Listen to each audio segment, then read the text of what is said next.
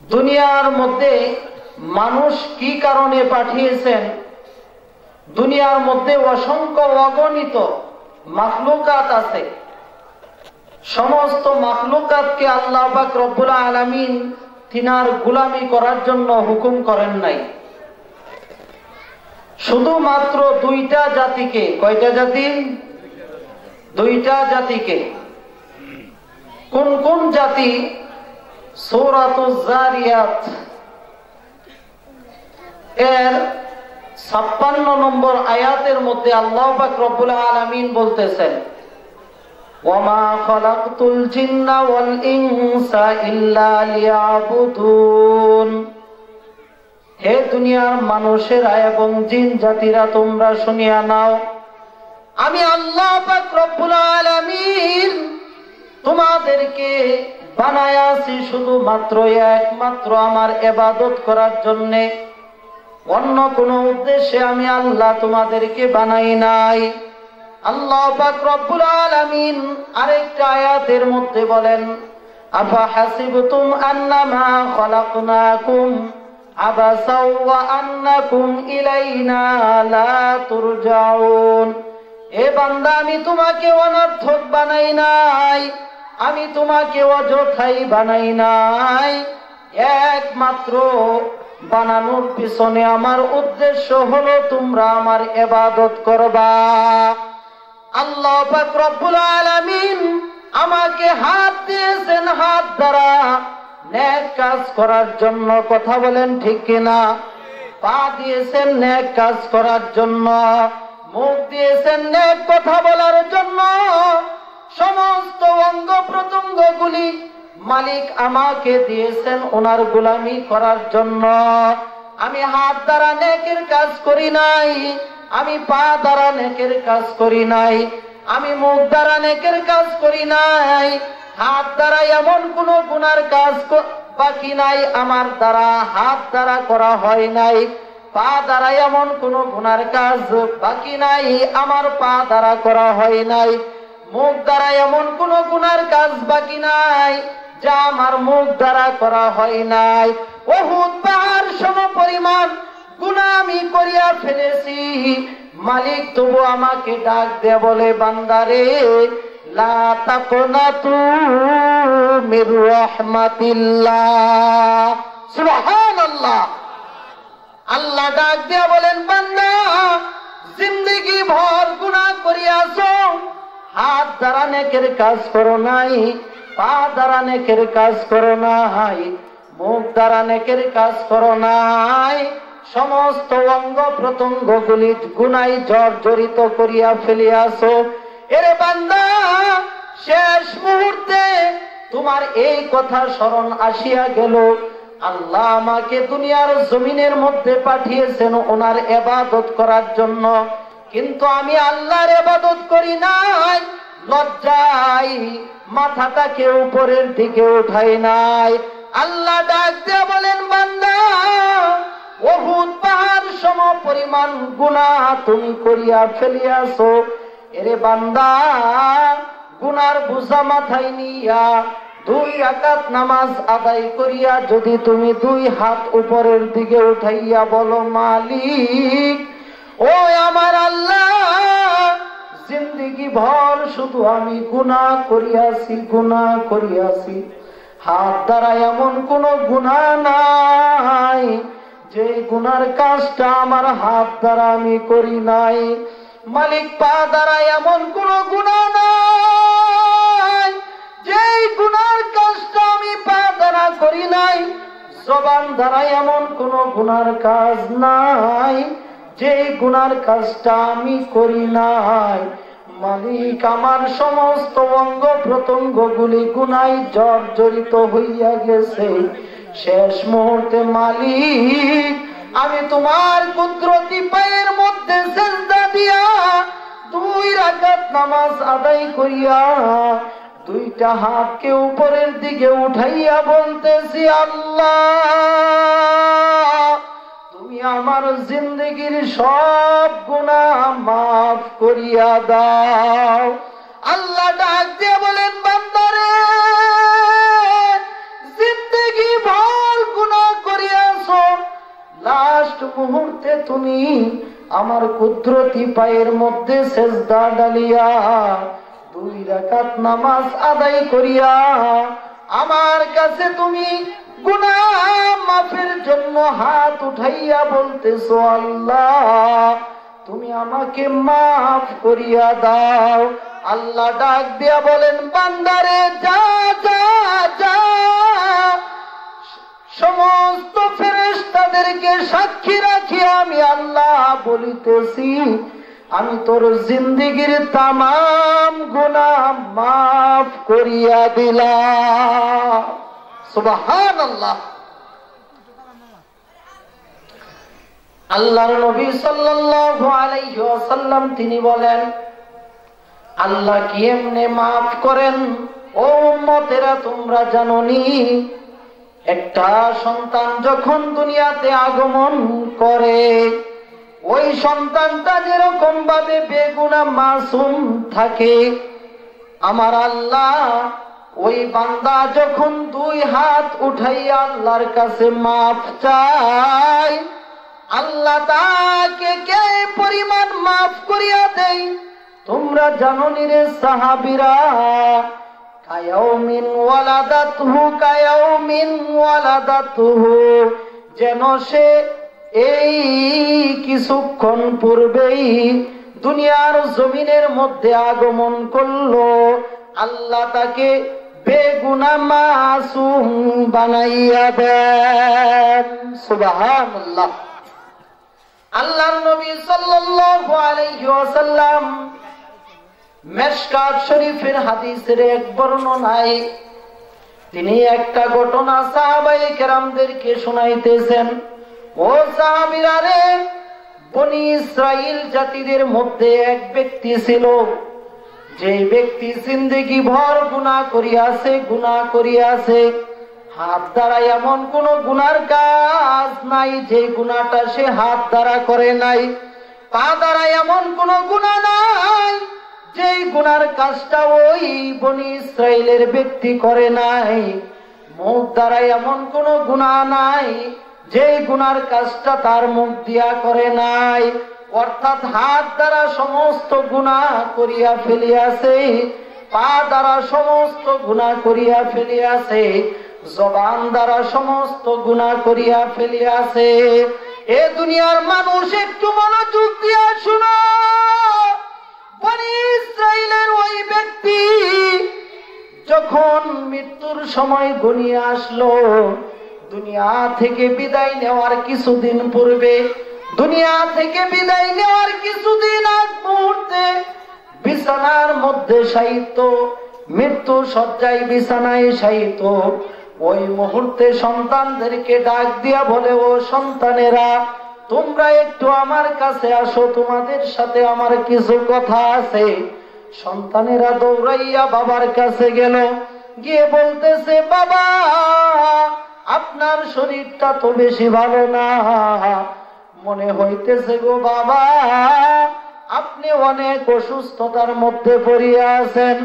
বাবা ডাক দিয়ে বলে, ও সন্তানেরা আমার কাছে মনে হইতেছে আমি আর দুনিয়ার জিন্দেগিতে বেশি দিন বাঁচব না, আমার হায়াত মনে হয় শেষ হয়ে যাইতেছে, অল্প কিছু দিনের মধ্যেই আমি হয়তো দুনিয়া থেকে বিদায় নিয়ে নেব।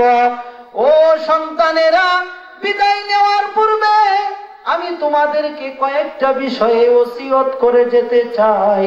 ও সন্তানেরা, আমি দুনিয়ার জিন্দেগিতে যতদিন হায়াত পেয়েছি, আমি এই হায়াতের মধ্যে কোনো নেক আমল করি নাই, হাতের দ্বারা এমন কোনো গুনার কাজ নাই যেই গুনার কাজটা আমি করি নাই, পায়ের দ্বারা এমন কোনো গুনার কাজ নাই যেই গুনার কাজটা আমার পা দ্বারা আমি করি নাই, জবান দ্বারা এমন কোনো গুনার কাজ নাই যেই গুনার কাজটা ও সন্তানেরা আমার জবান দিয়ে আমি করি নাই। ও সন্তানেরা, সমস্ত অঙ্গ প্রত্যঙ্গ গুলি আমার গুনায় জর্জরিত হইয়া গেছে, তোমাদের কাছে আমি কিছু ওসিয়ত রেখে যাব। ও সন্তানেরা, আমি তো কোনো নেক আমল করতে পারি নাই, সমস্ত গুনার কাজ আমার দ্বারা সংগঠিত হইয়া গেছে, মৃত্যুর সময়ও ঘনিয়ে আসতেছে। ও সন্তানেরা, তোমাদের কাছে আমি তিনটা বিষয়ে ওসিয়ত করব। সন্তানেরা ডাক দিয়া বলে, বাবা কোন তিনটা বিষয়ে আপনি আমাদের কাছে ওসিয়ত করে রেখে যাবেন? বাবাই ডাক দিয়া বলে, ও সন্তানেরা, আমি যখন দুনিয়া থেকে বিদায় নিয়ে যাব, মালাকুল মাউত আজরাইল যখন আমার ভেতর থেকে রূহটাকে বের করে নিয়ে যাবে, আমি যখন মুর্দা লাশ হইয়া যাইব, ও সন্তানেরা, এক নাম্বার ওসিয়ত হচ্ছে আমার লাশটাকে তোমরা গোসল দিবা না, আমার লাশটাকে তোমরা কাফনের কাপড় পরাইবা না, আমার লাশটাকে তোমরা জানাজার নামাজ পড়াইবা না, আমার লাশটাকে তোমরা খাটিয়ার উপরে শুয়াইয়া খাটিয়া বহন করিয়া কবরের কাছে নিয়ে যাইবা না। 3.5 হাত কবরের ভিতরে আমার লাশটাকে তোমরা রাখবা না। এটা হচ্ছে আমার এক নাম্বার ওসিয়ত। সন্তানেরা ডাক দিয়া বলে, বাবা দ্বিতীয় নাম্বার ওসিয়তটা কি? বাবা ডাক দিয়া বলে, ও সন্তানেরা, দ্বিতীয় নাম্বার ওসিয়ত হচ্ছে আমার লাশটাকে তোমরা আগুন দ্বারা পুড়াইয়া ফেলবা। সন্তানেরা ডাক দিয়া বলে, বাবা 3 নাম্বার ওসিয়ত কি? বাবাই ডাক দিয়া বলে, ও সন্তানেরা, 3 নাম্বার ওসিয়ত হচ্ছে আমার লাশটাকে যখন তোমরা আগুন দিয়া পুড়াইয়া ফেলবা, লাশের পুরানো যেই ছাইগুলো হবে, এই সমস্ত ছাইগুলোকে তোমরা একত্রিত করবা। একত্রিত করার পর ছাইগুলোকে 2টা ভাগে ভাগ করবা। ও সন্তানেরা, 2টা ভাগে ভাগ করার পর এক ভাগ তোমরা সমুদ্রের ঢেউয়ের সাথে মিশ্রিত করিয়া দিবা, আর দ্বিতীয় নাম্বার ছাইয়ের ভাগটাকে তোমরা আকাশের বাতাসের সাথে উড়াইয়া দিবা। সন্তানেরা ডাক দিয়া বলে, বাবা বুঝলাম 3টা ওসিয়ত। 1 নাম্বার ওসিয়ত হচ্ছে আপনি মারা গেলে আপনার লাশটাকে গোসল করাইব না, কাফনের কাপড় পরাইব না, 3.5 হাত মাটির নিচে আপনাকে দাফন করব না। 2 নাম্বার ওসিয়ত হচ্ছে আগুনে দ্বারা আপনার লাশটাকে পুড়াইয়া ফেলব। 3 নাম্বার ওসিয়ত হলো পুরাকৃত ছাইগুলোকে একত্রিত করব। ছাইগুলোকে একত্রিত করার পর 2টা ভাগে ভাগ করব।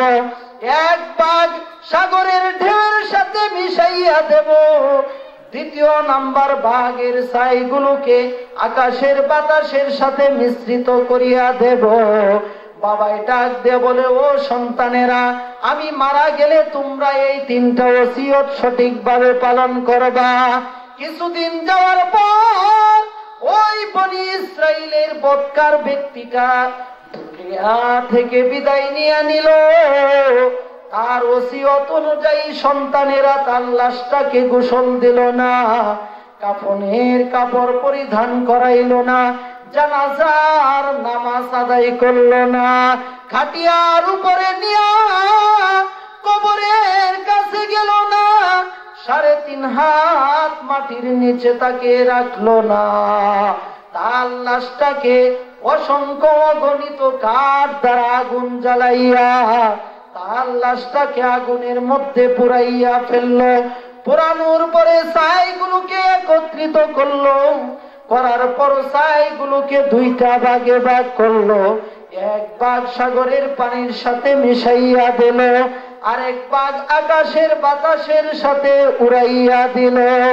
উড়াইয়া দেওয়ার পর আল্লাহ আসমানের ফেরেশতাদেরকে ডাক দিয়ে বলেন, ও ফেরেশতারা, তোমরা দেখো দেখো, তাকাইয়া দেখো, জমিনের মধ্যে এক বান্দা তার সন্তানদেরকে এই ওসিয়ত গুলি করিয়া গিয়াছে। আল্লাহকে ফেরেশতারা ডাক দিয়া বললেন, ও মালিক, আপনার এই নাফরমান বান্দা তার সন্তানদেরকে এই ওসিয়ত গুলো করে গিয়েছে। এ দুনিয়ার মানুষ তোমরা শুনিয়া নাও, আল্লাহ ডাক দিয়া বলেন, বান্দা গুনাহ করিয়া ফেলিয়াছো, গুনাহ করিয়া ফেলিয়াছো, গুনাহ করিয়া ফেলিয়াছো। শেষ মুহূর্তে হলেও মালিকের দরবারে গিয়া সেজদা দিয়া দুই হাত উঠাইয়া আল্লাহর কাছে মাফ চাও, মাফ চাও। আল্লাহর কসম খেয়ে বলি, আল্লাহ জিন্দেগীর তামাম গুনাহগুলি মাফ করিয়া দিবেন। সুবহানাল্লাহ। আল্লাহ কি মাফ করলে কমবে নি? কথা বলেন, কইমা যাবে? আল্লাহর কাছে কোনো কিছুর অভাব আছে নি? কোনো কিছুর অভাব নাই। আল্লাহর নবী সাল্লাল্লাহু আলাইহি ওয়াসাল্লাম তিনি সাহাবায়ে কেরামদেরকে সব সময় বলতেন, ও সাহাবীরা রে, যদি কোনো গুনার কাজ করিয়া ফেলো তৎক্ষণাৎ তোমরা আল্লাহর কাছে মাফ চাও।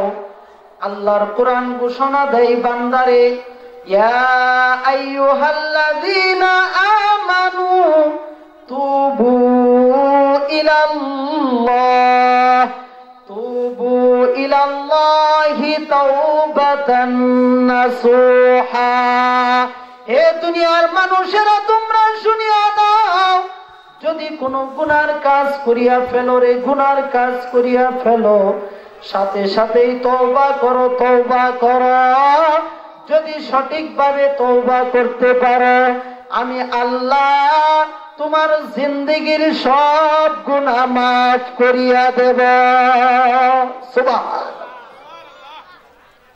গুনাহ করছেন, মাফ চাইবেন কার কাছে? আল্লাহর কাছে। আল্লাহ মাফ করবেন তো? করবেন তো? বলেন তো। দুনিয়ার মধ্যে যত মা আছে, কি আছে? মা আছে। মায়ের সামনে যদি সন্তানকে কেউ আঘাত করে, মা কি তার যন্ত্রণা সহ্য করতে পারে? কথা বলেন, পারেনি? আল্লাহ ডাক দিয়ে বলেন, হে দুনিয়ার বান্দারা, তোমরা শুনিয়া নাও, তোমরা জানিয়া রাখো, তোমাকে যেই মা গর্ভ ধারণ করলো 10 মাস 10 দিন, সেই মায়ের ভালোবাসার চাইতে লক্ষ লক্ষ কোটি কোটি গুণ বেশি আমি আল্লাহ আমার বান্দাকে বেশি ভালোবাসি। সুবহানাল্লাহ। এই মেয়ে কোনে থাকেন, জিন্দেগি ভর গুনাহ করছেন, গুনার বোঝা মাথায় নিয়ে ঘোরাফেরা করেন, মরণের কথা স্মরণ হয় কিনা? কথা বলেন, হয় কিনা? মরণের কথা স্মরণ করেন, মরণের কথা স্মরণ করেন। আল্লাহ বলেন, ওয়াত্তাকু ইয়াওমান তুরজাউনা ফীহি ইলাল্লাহ সুম্মা তুওয়াফফা কুল্লু নাফসিম মা কাসাবাত ওয়া হুম লা ইউজলামুন। হে দুনিয়ার মানব জাতিরা, তোমরা শুনিয়া নাও, হাসরের মাঠে যখন গুনার বোঝা মাথায় নিয়া হাসরের মাঠে উপস্থিত হইবা, সেই কঠিন মুহূর্তে আমি মালিকের বলা লাগবে না, বান্দা তুমি জাহান্নামে যাও অথবা তুমি জান্নাতে যাও। তুমি নিজেই বলতে পারবা আমি জান্নাত পাবো কিনা নাকি জাহান্নামে যাব। আল্লাহ ডাক দিয়া বলেন, বান্দারে, দুনিয়ার জমিনের মধ্যে আল্লাহ আমি তোমাদেরকে বানাইলাম শুধুমাত্র আমি আল্লাহর গোলামি করবা, শুধুমাত্র আমি আল্লাহর ইবাদত করবা। যদি ইবাদত করতে করতে ঈমান নিয়ে কবরে যাইতে পারো, আমি আল্লাহ ঘোষণা দিতেছি, ইন্নাল্লাযীনা আমানু ওয়া আমিলুস সালিহাত কানাত লাহুম জান্নাতুল ফিরদাউসি নুজুলা। আল্লাহু আকবার। আল্লাহ ডাক দিয়া বলেন, বান্দারে, যদি তোমরা ঈমান এবং নেক আমল নিয়ে কবরের মধ্যে যাইতে পারো, আমি আল্লাহ পাক রব্বুল আলামিন তোমাদেরকে জান্নাতুল ফিরদাউসের মধ্যে ঢুকাইয়া দেব। সুবহানাল্লাহ। আল্লাহর কথা মিথ্যা না সত্য? কথা বলবেন, মিথ্যা না সত্য? আল্লাহ বলেন ইন্না ওয়াদাল্লাহি হাক্কুন, নিশ্চয় আমি আল্লাহর ওয়াদা সত্য। সুবহানাল্লাহ। আল্লাহ যা বলেন তার মাঝে বিন্দু পরিমাণ কোন মিথ্যা নাই। আল্লাহ ডাক দিয়া বলেন ইয়া আইয়ুহাল্লাযীনা আমানু তুবু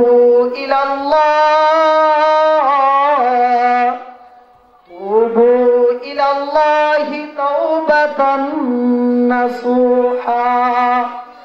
এ বান্দা, তুমি একটু চিন্তা করিয়া দেখো, মনোযোগ দিয়া দেখো, আমি আল্লাহ তোমাকে দুনিয়ার জমিনের মধ্যে বানাইলাম, দুনিয়ার জমিনের মধ্যে পাঠাইলাম একমাত্র আমি আল্লাহর ইবাদত করার জন্য, একমাত্র আমি আল্লাহর গুণগান গাওয়ার জন্য।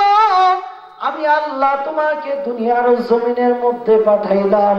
এ দুনিয়ার মানুষ, যেই মায়ের জন্য তুমি কান্নাকাটি করো, যেই স্ত্রীর মহাব্বতে পড়িয়া আল্লাহর ইবাদত বাদ দিয়া দাও, যেই সন্তানের ভালোবাসায় পড়িয়া আল্লাহর ইবাদত থেকে তুমি দূরে থাকো, ফজরের আযানটা যখন হয়, মুয়াজ্জিন যখন আযানের মধ্যে বলে আসসালাতু খায়রুম মিনান নাওম, আসসালাতু খায়রুম মিনান নাওম। হে দুনিয়ার মানুষেরা, ঘুম হইতে নামাজ বলো, হাইয়া আলাস সালাহ, হাইয়া আলাস সালাহ, নামাজের দিকে আসো, হাইয়া আলাল ফালাহ, হাইয়া আলাল ফালাহ, কল্যাণের দিকে আসো। তোমার কান পর্যন্ত এই ধ্বনিগুলো পৌঁছলো, কিন্তু তুমি আল্লাহর ভয়ে আরামের বিছানা না ছাড়িয়া তুমি আরামের বিছানার মধ্যে পড়িয়া রইলা। আল্লাহ ডাক দিয়া বলেন বান্দারে, আমি আল্লাহ তোমাকে এই জন্য দুনিয়ার জমিনে পাঠাই নাই, আমি আল্লাহ তোমাকে দুনিয়ার জমিনের মধ্যে পাঠিয়েছি।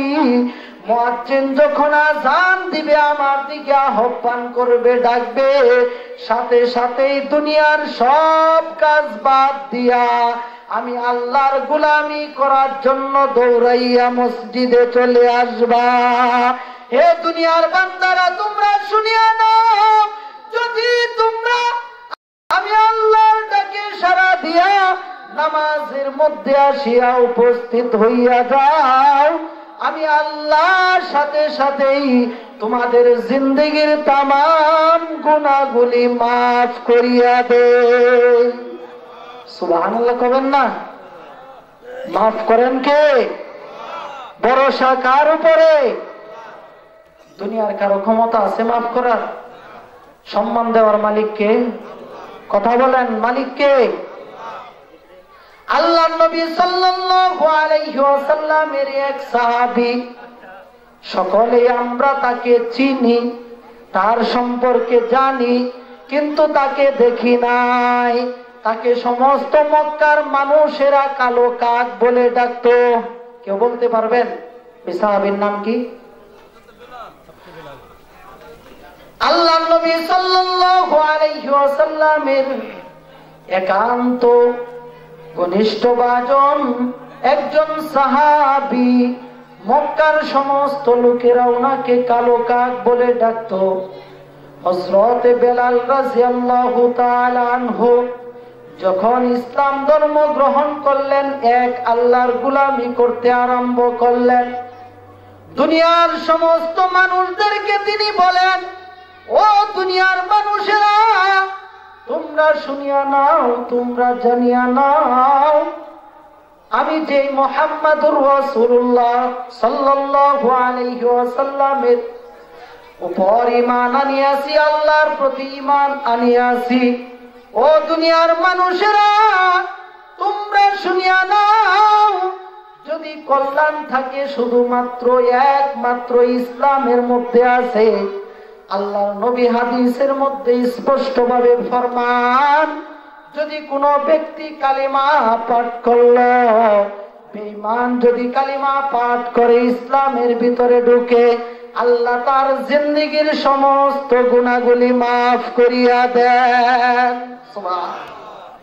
শামউন, তার নাম শুনছেন তো সবাই? সে জিন্দেগি ভর শুধু মূর্তির পূজা করছে। কিসের পূজা? মূর্তির পূজা।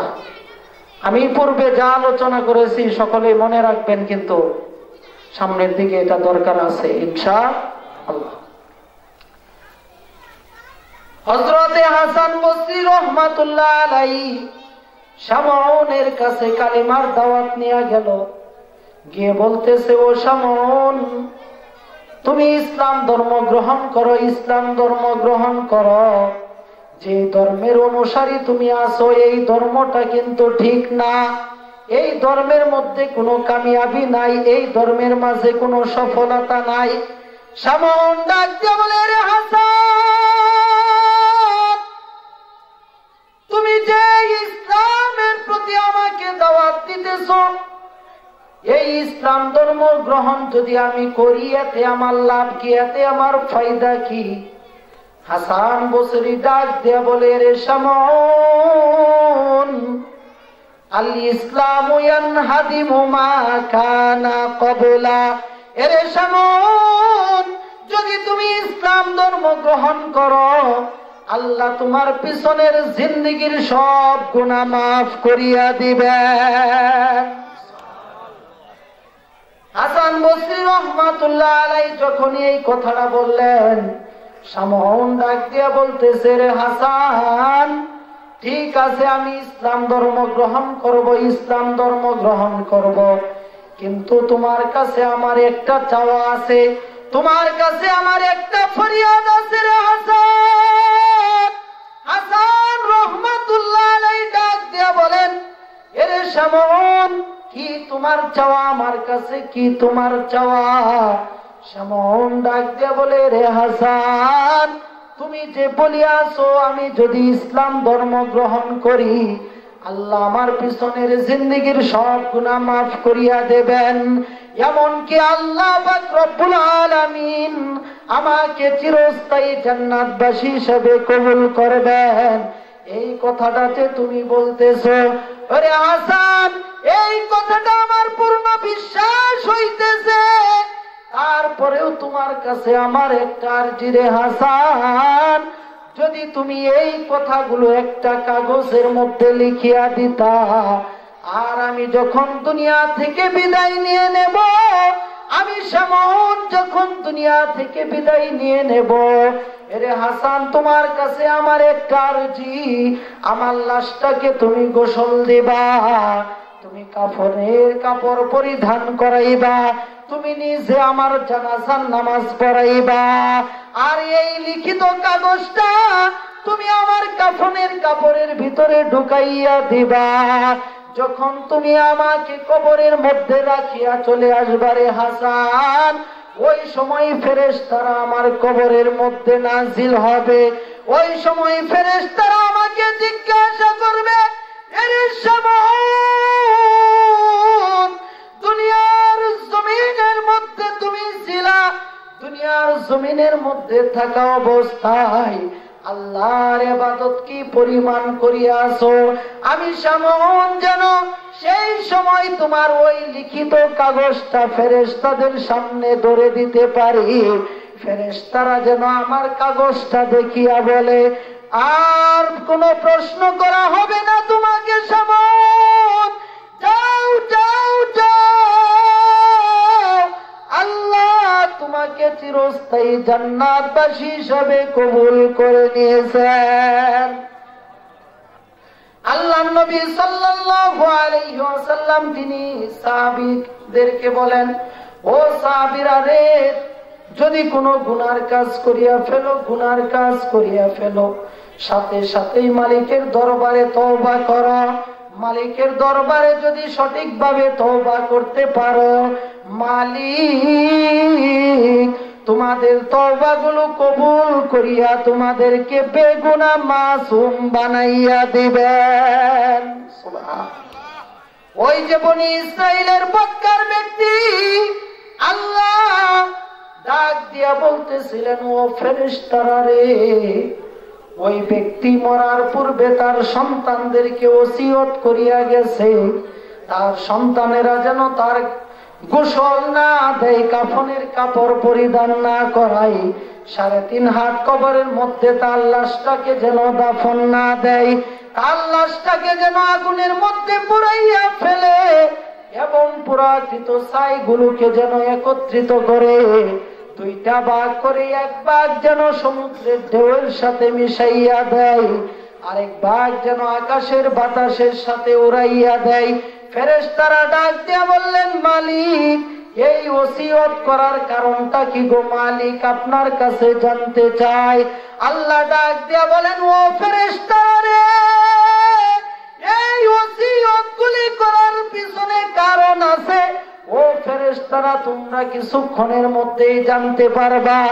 আল্লাহ সমুদ্রের মধ্যে যত সমুদ্রের পানিকে যারা দেখাশোনা করেন, পানিকে যারা নিয়ন্ত্রণ করেন, সমুদ্রগুলির মধ্যে যত ফেরেশতা আছে, সমস্ত ফেরেশতাদেরকে আল্লাহ ডাক দিয়ে বললেন, ও সমুদ্রের ফেরেশতারা রে, বনি ইসরাইলের ওই গুনাহগার ব্যক্তির যতগুলি পুরাকৃত ছাই তোমাদের মাঝে বিলীন করে দেওয়া হয়েছে, সমস্ত ছাইগুলিকে তোমরা একত্রিত করো।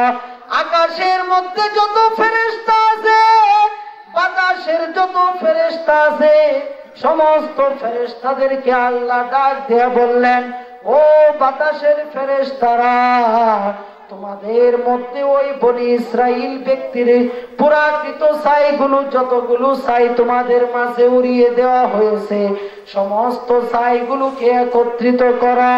আকাশের সমস্ত ফেরেশতারা যখন ছাইগুলোকে একত্রিত করলো, সাগরের সমস্ত ফেরেশতারা যতগুলি ছাইগুলোকে একত্রিত করলো, সব ছাইগুলো আল্লাহ পাক রব্বুল আলামিন ফেরেশতাদের মাধ্যমে একত্রিত করলেন। একত্রিত করার পর আল্লাহ ডাক দিয়ে বললেন, কুন ফায়াকুন। যেই অবস্থায় ওই বনি ইসরাইলের ব্যক্তি নাফরমান বান্দা যেই রকম চেহারা ছিল, যেই রকম আকার আকৃতি ছিল, আল্লাহর সামনে সেই রকম আকার আকৃতি নিয়ে দাঁড়াইয়া গেল। আল্লাহ ডাক দিয়া বললেন, এ বান্দা, তুমি কি কারণে তোমার সন্তানদেরকে এই ওসিয়ত করে আসলা? বান্দা ডাক দিয়া বলে, মালিক জিন্দেগি ভর আপনার গোলামি করি নাই, জিন্দেগি ভর শুধু গুনাহ করিয়াছি।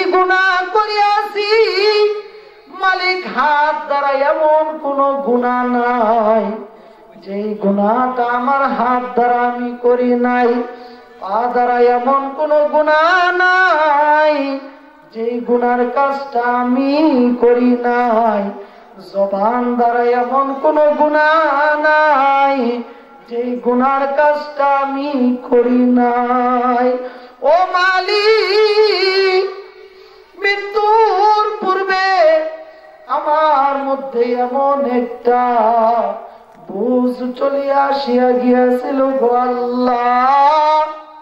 আল্লাহ ডাক দিয়া বলে, রে বান্দা, তোমার মধ্যে কি প্রকার বুঝ চলিয়া আসিয়াছিল? বান্দা ডাক দিয়া বলে, আল্লাহ, আমার সমস্ত অঙ্গ প্রত্যঙ্গ গুলি গুনায় জর্জরিত হইয়া গিয়াছিল। মৃত্যুর কিছুদিন পূর্বে যখন আমি মৃত্যু শয্যায় বিছানার মধ্যে শায়িত, মালিক ওই সময় আমার দিলের মধ্যে এমন একটা ভয় ঢুকে গেল, আমার দিলের মধ্যে এমন একটা ভয় ঢুকিয়া গেল। আমি যতদিন বিছানার মধ্যে শায়িত ছিলাম, আল্লাহ, ততদিন শুধু চিন্তা করিয়াছি আমার এই গুনার জড়িত দেহটাকে যখন গোসল করানো হবে, কাফনের কাপড় যখন পরিধান করানো হবে, জানাজার নামাজটা যখন আদায় করবে, আদায় করার পরে যখন আমার লাশটাকে 3.5 হাত মাটির নিচে দাফন করে দেওয়া হবে, আর এই গুনায় জর্জরিত আমার অঙ্গ প্রত্যঙ্গটা যখন হাসরের মাঠে মালিক আপনার সামনে উপস্থিত করা হবে, আমার তো আল্লাহ কোনো নেক আমল নাই, আমার সব আমল হচ্ছে বদ গো আল্লাহ। এই বদ আমল নিয়ে যদি আমি হাসরের মাঠে আপনার আদালতে উপস্থিত হই, গুনায় জর্জরিত দেহ নিয়া আপনার আদালতে যখন উপস্থিত হইতাম, আপনি ডাক দিয়ে বলতেন, রে বান্দা, ও নাফরমান বান্দা, তুমি তো কোনো নেকের কাজ করো নাই, আজকে এই গুনাহকৃত চেহারা নিয়ে আমার সামনে কেন তুমি হাজির হইলা? মালিক, আমি ওই মুহূর্তে আপনার প্রশ্নের জবাব দিতে পারতাম না, এই ভয়ে মালিক আমার সন্তানদেরকে আমি ওসিয়ত করে আসিয়াছি, যাতে করি আমার লাশটা কোনো চিহ্ন না থাকে, আমার দেহটা যেন আপনার সামনে হাজির না হয়। মালিক, এই ভয়ে আমার সন্তানদেরকে আমি এই ওসিয়ত করে আসিয়াছি। আল্লাহ ডাক দিয়ে বলেন, ও ফেরেশতারা, তোমরা তাকাইয়া দেখো, এই বান্দার মৃত্যুর পূর্বে তার দেহের মধ্যে, তার দিলের মধ্যে কি পরিমাণ আমি আল্লাহর ভয় ঢুকিয়া গিয়াছিল। এই গুনাহকৃত চেহারা নিয়ে আমি আল্লাহর দরবারে সে হাজির হইতে চাই না,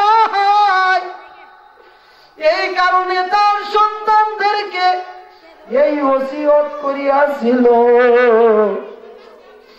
আল্লাহ বলেন, ওয়ালাকি ইয়ানজুরু ইলা কুলুবিকুম, এরে দুনিয়ার জমিনের বান্দারা, আমি আল্লাহ তোমাদেরকে চেহারা দিলাম। আল্লাহ কোরআনের এক আয়াতের মধ্যে বলেন, লাকাদ খালাকনাল ইনসানা ফি আহসানি তাকওয়িম, আমি আল্লাহ দুনিয়ার সমস্ত মানুষদেরকে সুন্দর আকৃতি দিয়া বানাইছি। সুবহানাল্লাহ। এ বান্দা, তোমাদেরকে কত সুন্দর করিয়া বানাইলাম, কত সুন্দর করিয়া আদর করিয়া বানাইলাম, শুধুমাত্র একটাই কারণ, ওয়াকাযা রাব্বুকা আল্লা তা'বুদু ইল্লা ইয়া। হে দুনিয়ার মানুষেরা, একটাই উদ্দেশ্য, বানানোর পিছনে একটাই কারণ, তোমরা আমি আল্লাহর গোলামি করবা। আল্লাহ ডাক দিয়ে বলেন, বান্দারে, তোমাকে 3.5 হাত বডি দিলাম, কত সুন্দর তোমার চেহারা দিলাম, এই চেহারা নিয়ে দুনিয়ার জমিনের মধ্যে তুমি দম্ভ ভরিয়া চলা, দুনিয়ার মানুষদেরকে তুমি মূল্যায়ন করো না, দুনিয়ার প্রেমে পড়িয়া, দুনিয়ার মহাব্বতে পড়িয়া, স্ত্রী সন্তানের মহাব্বতে পড়িয়া আমি মালিকের ইবাদত করা বাদ দিয়া দিছো। অথচ আল্লাহর কোরআন ঘোষণা দেয়, ওয়া উম্মিহি ওয়া আবি ওয়া সাহিবাতিহি ওয়া বানিহি লিকুল্লি ইমরিইম মিনহুম ইয়াওমা ইযিন শা'নুন ইউগনি। সুবহানাল্লাহ। আল্লাহ ডাক দিয়া বলেন, হে দুনিয়ার মানুষেরা, তোমরা শুনিয়া নাও, যে স্ত্রীর মহাব্বতে পড়িয়া, যে স্ত্রীর ভালোবাসায় পড়িয়া আমি আল্লাহর ইবাদত থেকে তোমরা দূরে সরিয়া যাও, যে সন্তানের ভালোবাসায় পড়িয়া তোমরা আমি আল্লাহকে ভুলিয়া যাও, যেই দুনিয়ার মহাব্বতে পড়িয়া আমি আল্লাহর ইবাদত করা তোমরা বাদ দিয়া দাও। এ দুনিয়ার মানুষেরা তোমরা শুনিয়া নাও, এই সন্তান তোমার কোনো কাজে আসবে না, এই স্ত্রী তোমার কোনো কাজে আসবে না, এই দুনিয়া তোমার কোনো কাজে আসবে না। আল্লাহ পাক রব্বুল আলামিন কোরআনের আরেক আয়াতের মধ্যে ফরমান, আরাদিতুম বিল হায়াতিদ দুনিয়া মিনাল আখিরাহ ফামা মাতাউল হায়াতিদ দুনিয়া ফিল আখিরাতি ইল্লা কলিল। হে দুনিয়ার মানুষেরা, দুনিয়ার হায়াতটা পায়া যদি তোমরা মনে করো দুনিয়া পাইছি আর কোনো কিছুর প্রয়োজন নাই, যদি তোমরা এটা ধারণা করো, মনে রাখিও রে বান্দা, মনে রাখিও, তোমরা এই কথা মনে করার কারণে তোমাদের দুনিয়াও ধ্বংস, পরকালও ধ্বংস। নাউযুবিল্লাহ। আল্লাহ ডাক দিয়ে বলেন, বান্দা, দুনিয়ার জমিনের মধ্যে আমি আল্লাহ তোমাদেরকে শুধু পাঠাইলাম, আমি আল্লাহর গোলামি করবা, আমি আল্লাহর গুণগান গাইবা। আল্লাহ ডাক দিয়ে বলেন, বান্দা, তোমার চেহারার দিকে আমি তাকাই না, তোমার 3.5 হাত বডি, এত সুন্দর বডি, এটার দিকে আমি তাকাই না, আমার কুদরতি নজর সব সময় বান্দার কলবের দিকে। সুবহানাল্লাহ। এ বান্দা, যদি তোমার কলবটার ভিতরে আমি মালিকের ভয় থাকে, আমি মালিকের মহাব্বত থাকে, আমি মালিক তোমাকে ওয়াদা করিতেছি, তুমি মরবা তো সাথে সাথেই তোমার কবরটা জান্নাতের বাগান। সুবহানাল্লাহ। আল্লাহ নবী সাল্লাল্লাহু আলাইহি ওয়াসাল্লাম হাদিসের মধ্যে ফরমান, যদি কোনো বান্দা, যদি কোনো উম্মত নেক আমল করনেওয়ালা উম্মত নেক আমল নিয়া কবরের মধ্যে শুইতে পারে, নেক আমল নিয়া যদি কবরের মধ্যে যায়, আল কবরু হুফরাতুম মিন হুফারিন নার ওয়া ইম্মা রাওযাতুম মির রিয়াজিল জান্নাহ। যদি কোনো উম্মত নেক আমল করিয়া কবরের মধ্যে যায়, সাথে সাথেই তার কবরটা জান্নাতের বাগান হয়ে যায়। সুবহান। আর যদি কোনো উম্মত বদ আমল নিয়ে কবরের মধ্যে যায়, আল্লাহ সাথে সাথেই তার কবরটাকে জাহান্নামের গর্ত বানাইয়া দেন।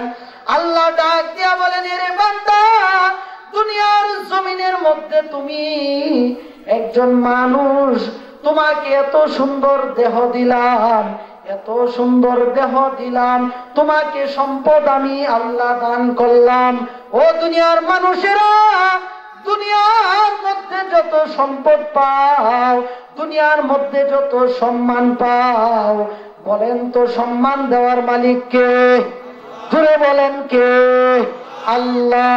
আল্লাহ ডাক দিয়া বলেন, কুলিল্লাহুম্মা মালিকাল মুলকি তুতিল মুলকা মান তাশা ওয়া তানজিউল মুলকা মিম্মান তাশা ওয়া তুইজ্জু মান তাশা ওয়া তুযিল্লু মান তাশা বিয়াদিকাল খায়র ইন্নাকা আলা কুল্লি শাইইন কাদির।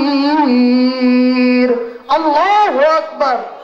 আল্লাহ ডাক দিয়ে বলেন, ও দুনিয়ার মানুষেরা, সম্মান দেওয়ার মালিক হইলাম আমি আল্লাহ, অসম্মানী করনেওয়ালার মালিক হইলাম আমি আল্লাহ, সম্পদ দেওয়ার মালিক আমি আল্লাহ, গরিব বানানোর মালিক আমি আল্লাহ, ধনী বানানোর মালিক আমি আল্লাহ। ও দুনিয়ার মানুষেরা, সব কিছুর মালিক যেহেতু আমি আল্লাহ, দুনিয়ার মধ্যে সম্পদ পাইয়া, সম্পদের লোভে পড়িয়া, সম্পদের ভালোবাসায় পড়িয়া, দুনিয়ার মধ্যে সন্তান পাইয়া, সন্তানের মহাব্বতে পড়িয়া আল্লাহর ইবাদত তোমরা বাদ দিয়া দিছো। আল্লাহ ডাক দিয়া বলেন, এ বান্দা, দুনিয়ার সম্পদের মধ্যে পড়িয়া আমি আল্লাহর গুণগান তোমরা গাও না, আমি আল্লাহর গুণগান তোমরা গাও না। মনে রাখিও, মনে রাখিও, আমি আল্লাহর ইবাদত বাদ দিয়া যদি আমি আল্লাহর আদালতে উপস্থিত হও, আমি আল্লাহ কিন্তু তোমাদেরকে ছাড়বে না। আল্লাহ ডাক দিয়ে বলেন, বান্দা, গুনাহ করিয়াছো, আমি আল্লাহর কাছে মাফ চাও, মাফ চাও, আমি আল্লাহ তোমাদেরকে মাফ করিয়া দেব। বনি ইসরাইলের ওই নাফরমান বান্দা যখন আল্লাহর সামনে দাঁড়াইলো, আল্লাহ তাকে জিজ্ঞাসা করলো, সে জবাব দিল, আল্লাহ, আমার গুনায় জর্জরিত শরীর নিয়ে আমি আপনার সামনে দাঁড়াইতে চেয়েছিলাম না, যাতে করিয়া মালিক আপনার সামনে আমাকে উপস্থিত হতে না হয়, এই কারণে আমি সন্তানদেরকে ওসিয়ত করে আসিয়াছিলাম। আল্লাহ ডাক দিয়া বলেন, ও ফেরেশতারা রে, তোমরা শুনিয়া রাখো, তোমরা শুনিয়া রাখো, আমি আল্লাহ এই বান্দার জিন্দেগীর সব গুনাহ মাফ করিয়া দিলাম। সুবহান।